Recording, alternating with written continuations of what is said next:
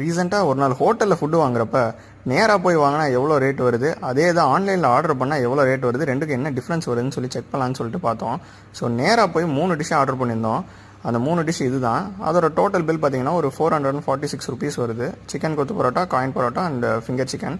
இதே இது நீங்கள் ஆன்லைனில் பார்த்தீங்கன்னா என்ன ஆப்னு நான் சொல்லவே தேவையில்ல, உங்களுக்கே நல்லாவே தெரியும். இதில் சிக்கன் கொத்து பரோட்டா பார்த்தீங்கன்னா 215 இதில் போட்டிருக்காங்க. அண்ட் நெக்ஸ்ட்டு பார்த்தீங்கன்னா காயின் பரோட்டா இதில் வந்து 45 ருபீஸ் போட்டிருக்காங்க. அண்ட் ஃபைனலாக பார்த்தீங்கன்னா ஃபிங்கர் சிக்கன் இதில் வந்து 238 ருபீஸ் போட்டிருக்காங்க. ஸோ இது ஆன்லைனில் இதெல்லாம் ஆட் பண்ணிவிட்டு டெலிவரி சார்ஜ், அந்த சார்ஜ், இந்த சார்ஜ்னு சொல்லி டோட்டலாக பார்த்தீங்கன்னா ஒரு 560 ருபீஸ்க்கு மேலே ஆக்சுவலாக இந்த பில் வரும் ஆக்சுவலாக. அண்ட் ஆஃப்லைனில் நாங்கள் வாங்கினப்போ 446 ருபீஸ் ஆச்சு. ஸோ இதில் பார்த்தீங்கன்னா கிட்டத்தட்ட 120 ரூபா டிஃப்ரென்ஸ் இருக்குது. இதில் நேரில் போய் வாங்கினா கூட பெட்ரோல் கூட அவ்வளோ சார்ஜ் ஆகாது, அந்தளவுக்கு டிஃப்ரென்ஸ் இருக்குது. இது எல்லா ஆன்லைன் ஆப்ஸ்லேயும் இதே தான் நடக்குது. அது பேர் சொல்ல நம்ம விரும்பலை. நீங்களும் இதே மாதிரி ஃபீல் பண்ணியிருக்கீங்களா? கமெண்ட்ஸில் மறக்காமல் சொல்லுங்கள். See you.